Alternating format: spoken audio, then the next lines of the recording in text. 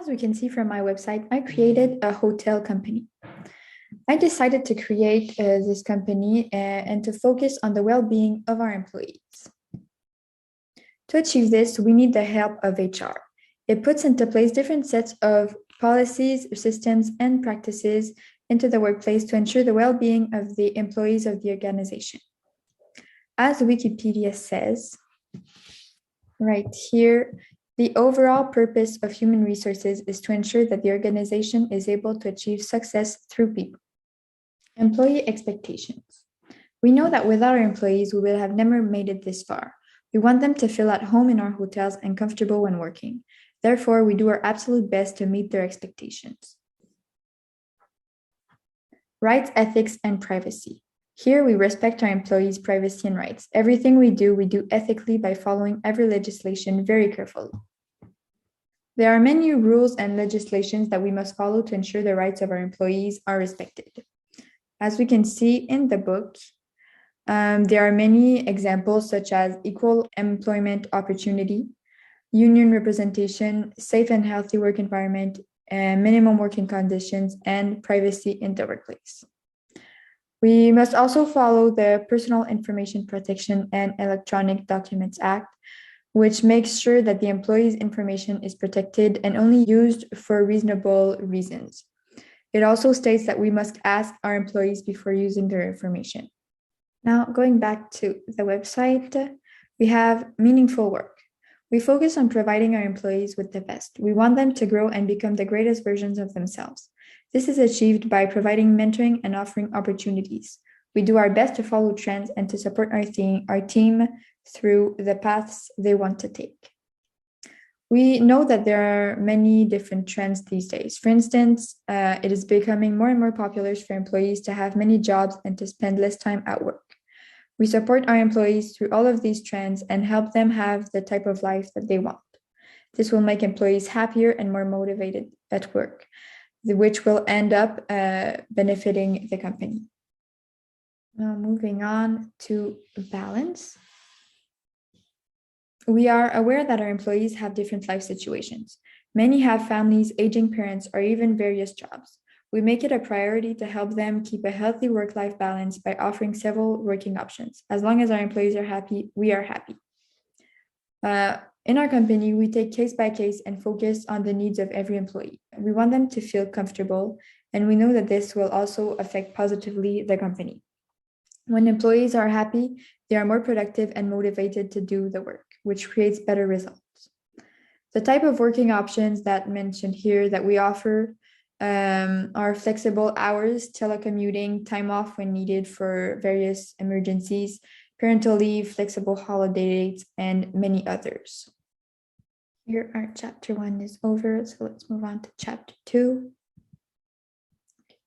Dealing with discrimination and harassment. Since we have many hotels all around the world, we adapt and follow many different legislations concerning discrimination and harassment. For example, in Canada, one of the legislations we have to follow is the Canadian Charter of Rights and Freedom. We also have to follow bona fide occupational qualifications for our workers working in the bar.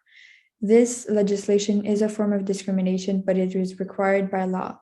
For example, in Canada, the minimum age to serve alcohol is 18. Therefore, we cannot have any workers under that age working for us in our restaurant. We do our best to uncover any accidental employment barriers that were implemented in the past to limit inequality and to focus on equity. Going to the book, we see that these barriers are called systemic discrimination. It is when HR practices and policies do discrimination by implementing certain criteria not necessary to the job. Right here, we can see the definition. Along with this, we have created guidelines to deal with workplace harassment correctly. These guidelines help employees and the HR department know how to act if ever a situation arises where employees are doing some discrimination or if there is harassment. That is it for chapter 2. Now moving on to chapter 3. That is about organizational culture mainly. So our organizational culture. At Aurora Hotels, we are like a big family. We see our employees as our greatest asset. By supporting and believing in them, we do our best to simulate their growth. Our goal is to have a safe workplace that values respect, trust, and loyalty. If we're going back to the book, as it says super well, organizational culture is the personality of the organization. It is what guides the employees and what shows them how they should act in the workplace. It is built by values and beliefs implemented by the company. Organizational culture is mostly for the well-being of our employees, but it also affects the company and its success. As we can read here, cultures that focus on social responsibility, leadership, and trust tend to have more engaged employees. Employees that are more engaged tend to enjoy their work, have higher productivity, and stay in the organization longer and support the organization. So basically, organizational culture is a benefit for everyone. Here in my website, I put the main effects that organizational culture has on employees and on the company. Protecting our employees. Safety programs. We want our employees to be safety programs. We want our workplace to be a safe and healthy place for employees. That is why we implement safety programs and provide various sorts of training. These programs are action plans to prevent occupational injuries, illnesses, and diseases. These safety programs we offer take many different forms, such as regular inspections of the buildings, planning for emergencies, offering employee assistance programs, hazard identification, and many more. We mentioned occupational injuries, illnesses, and diseases, which can sometimes lead to confusion. So let's go back to the book and see what they mean. Here they are. An injury is anything externally physical that results from an accident in the workplace. Illnesses are when conditions are developed by workers because of environmental exposure that they had in the workplace. And finally, industrial disease is a disease resulting from exposure relating to a particular process, trade, or occupation in industry. In my text, I did not mention stress, but even though it's not a physical injury, it's just as much important, and we need to focus on this as well. We do our best to prevent violence. For example, our hotels have a lot of security to help employees and customers safe at all times.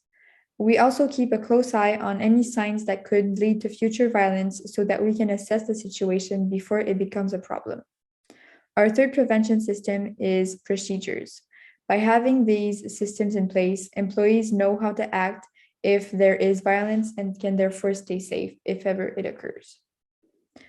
So this paragraph is pretty much self-explanatory. So moving on to supporting. We provide many programs and services to our employees to help protect them. Health services, wellness programs, and employee assistance programs are the main three that we focus on. These resources, as well as disability management, help employees feel better because it provides them with better balance and motivation. By supporting employees, I repeat myself, but it makes them more comfortable. It reduces absenteeism, stress, and many other things, which in the end will also be a positive effect on the company. So this is it for my chapter 3. I also have my works cited section here where all my sources that I used will be cited. Thank you.